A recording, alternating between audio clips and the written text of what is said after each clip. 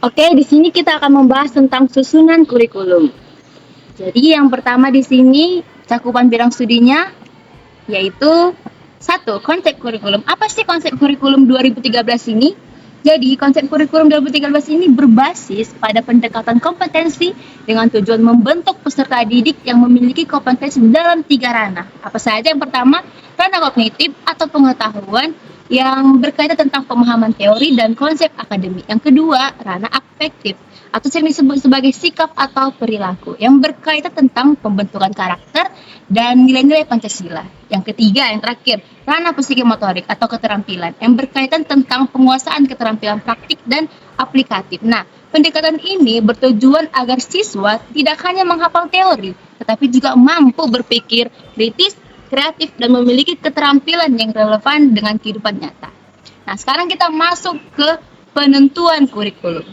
Penentuan kurikulum dilakukan berdasarkan ada 4 dia. Yang pertama, tujuan pendidikan nasional sesuai dengan Undang-Undang Nomor 20 Tahun 2003. Yang kedua, mengacu pada Standar Nasional Pendidikan atau SMP yang mencakup standar isi, proses, kompetensi, lulusan, pendidik, sarana prasarana, pengelolaan, pembiayaan, dan penilaian.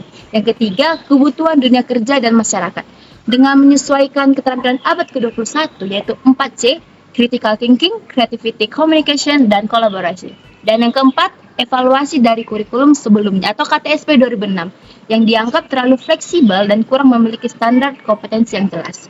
Nah, yang ketiga yaitu penggunaan kurikulum. Bagaimana sih penggunaan kurikulum itu? Yang pertama, diterapkan dalam semua jenjang pendidikan, SD, SMP, SMA atau SMK dengan karakteristik pembelajaran yang disesuaikan. Yang kedua, guru sebagai fasilitator pembelajaran yang harus menerapkan pendekatan berbasis kompetensi. Yang ketiga, menggunakan buku teks tematik terpadu untuk SD dan berbasis mata pelajaran untuk SMA dan SMA. Dan yang terakhir, mewajibkan pembelajaran berbasis proyek dan penilaian autentik. Oke, selanjutnya kita akan membahas tentang pengembangan kurikulum. Nah, kurikulum 2013 dikembangkan berdasarkan prinsip yang pertama, pendekatan saintifik, yaitu menggunakan metode mengamati, menanya, mencoba, menolak, dan memodifikasikan. Nah, yang kedua, pembelajaran berbasis tematik yang ada di SD, dan pendekatan interdisipliner itu ada di SMP dan SMA.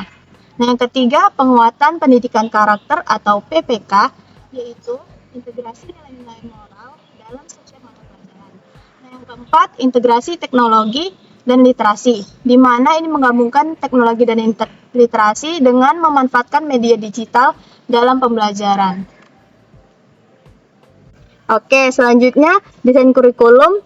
Nah, desain kurikulum 2013 ini mengacu pada struktur kurikulumnya pada pendidikan dasar atau SD menggunakan pendekatan tematik integrasi. Nah, yang kedua, pendidikan menengah SMP atau SMA menggunakan pendekatan berbasis mata pelajaran. Nah, yang ketiga, pendidikan kejuruan atau SMK itu pembelajaran berbasis proyek dan industri. Nah, selanjutnya ada kompetensi inti atau KI dan kompetensi dasar atau KD. Nah, kompetensi inti yang pertama itu ada sikap spiritual, kompetensi inti yang kedua ada sikap sosial, kompetensi inti yang ketiga ada pengetahuan, dan kompetensi inti yang keempat ada keterampilan. Nah, metode pembelajarannya itu ada 3, yaitu Problem Based Learning atau PBL, yang kedua Project Based Learning atau PJBL, yang ketiga Discovery Learning, Inquiry Learning. Oke, selanjutnya ada evaluasi kurikulum. Nah, evaluasi dilakukan untuk mengukur efektivitas penerapan kurikulum yang melalui satu penilaian formatif. Nah, penilaian formatif ini ada evaluasi harian dan ujian tengah semester. Yang kedua, penilaian sumatif.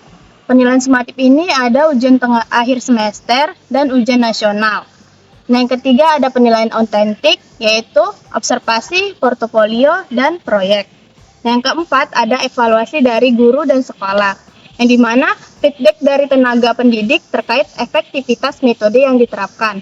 Nah, yang kelima ada evaluasi nasional, yaitu melalui asesmen nasional yang menggantikan ujian nasional atau UN. Oke, tadi kita sudah masuk ke susunan kurikulum yang pertama. Jadi di sini kita masuk ke susunan kurikulum yang kedua, yaitu kurikulum sebagai rencana. Nah, adapun tujuan kurikulum 2013 yaitu menciptakan peserta didik yang berkarakter, kreatif, kritis, dan kolaboratif sesuai tuntutan abad ke-21. Yang kedua tujuannya yaitu mengembangkan kompetensi siswa dalam aspek pengetahuan, keterampilan, dan sikap.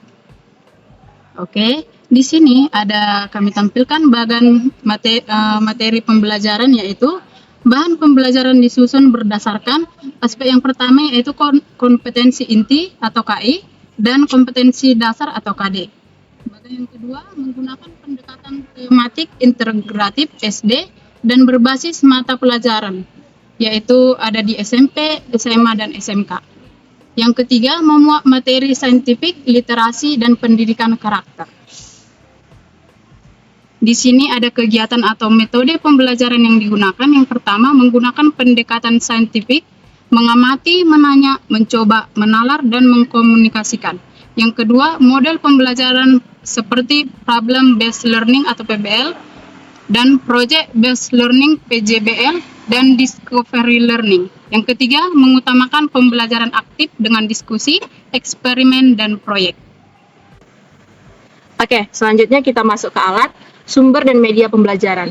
Alat yang dapat digunakan dalam pembelajaran menggunakan kurikulum 2013 antara lain yang pertama yaitu buku teks, modul, dan perangkat digital atau e-learning. Yang kedua itu media interaktif seperti video pembelajaran, alat peraga, dan aplikasi edukasi.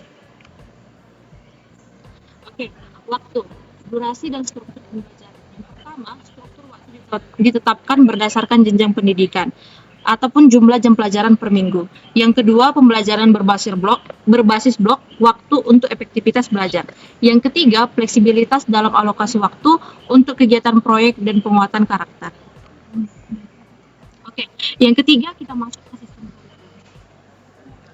yang dimana penentuan kebijakannya adalah yang pertama Kementerian Pendidikan, Kebudayaan, Riset, dan Teknologi berdasarkan kebutuhan pendidikan nasional. Yang kedua berdasarkan Undang-Undang Nomor 20 Tahun 2003 tentang Sistem Pendidikan Nasional.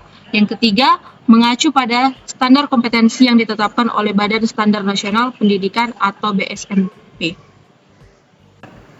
Oke, lanjut ke susunan personalia. Susunan personalia ini ada 4. Yang pertama pemerintah pusat, yang dimana menyusun kebijakan dan pedoman kurikulum. Yang kedua, dinas pendidikan daerah, yang dimana dia mengawasi dan mendukung implementasi di sekolah. Yang ketiga, sekolah atau kepala sekolah dan guru, mengimplementasikan kurikulum dalam kegiatan belajar mengajar. Yang keempat, masyarakat dan dunia industri, yang dimana ini memberikan masukan terkait relevansi pendidikan dengan kebutuhan dunia kerja. Lanjut ke bagian prosedur pengembangan. Prosedur pengembangan ini ada 4, di mana yang pertama analisis kebutuhan. Di sini mengidentifikasi tantangan pendidikan dan kebutuhan peserta didik. Yang kedua, perancangan kurikulum, menyusun kompetensi inti atau KI dan kompetensi dasar atau KD sesuai kebutuhan peserta didik.